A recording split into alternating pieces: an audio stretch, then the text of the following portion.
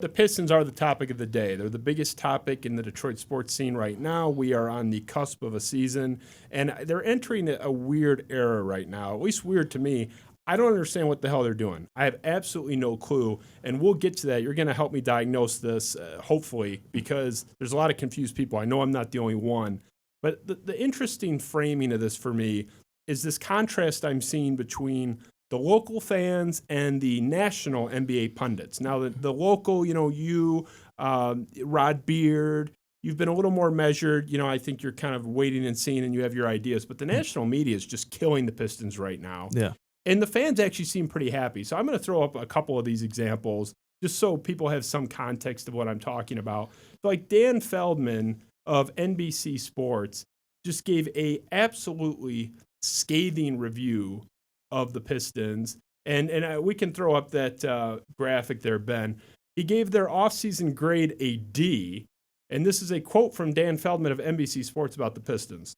Quote, "This overhaul carries significant cost and still doesn't establish the Pistons as meaningfully better. This strategy looks scattered. Detroit is spending big on veterans without becoming good. Detroit is loading up on rookies by sending out future draft picks. The greatest worry is that Troy Weaver is in over his head." End quote. Obviously, offseason grade of D, and saying that the GM is in over his head on his fourth day on the job is not a good start. I'm going to give one more little snippet from your, I guess, technically colleague at The Athletic, John Hollinger, a well-respected writer, former NBA executive in his own right. This is, again, a direct quote from John Hollinger from The Athletic.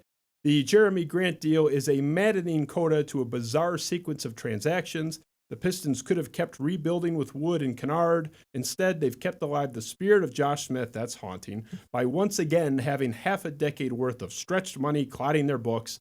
Also, they could overpay a worse player than the one they let go and shell out $25 million for a backup center," end quote.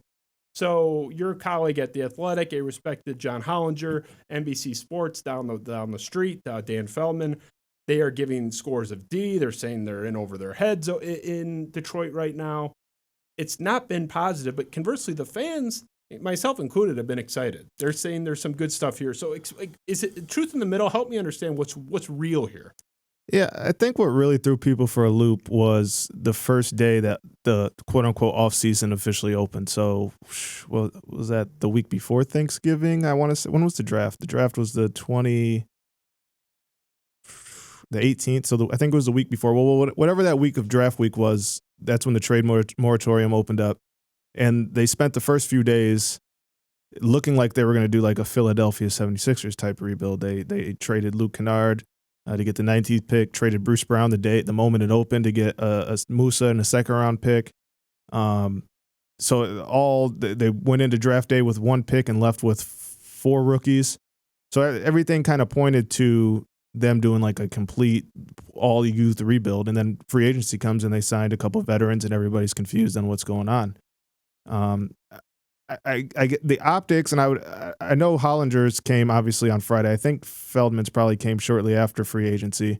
The optics in the moment, I understood why people were frustrated, and didn't think it made much sense. And it took me a while to kind of sift through at least what the plan was, just talking to people.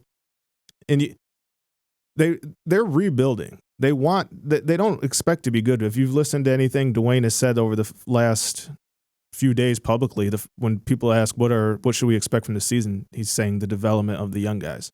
He's not saying we're going to go try to be a player. He said that the past 2 years. He hasn't. That's not the first thing he's saying this year. And I think what people, when they think rebuild or tank, they have in their mind what Philly did, which was literally the worst season pretty much in NBA history for 82 games. Detroit's not trying to do that.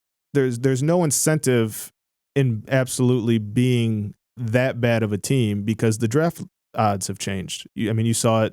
New Orleans Pelicans got Zion with the number 1 pick, and they won 33 games last year. Yeah, it's preposterous for the old standard. Yeah, and Detroit, Cleveland, and New York were worse than Chicago last season, I believe, and Chicago picked 4th.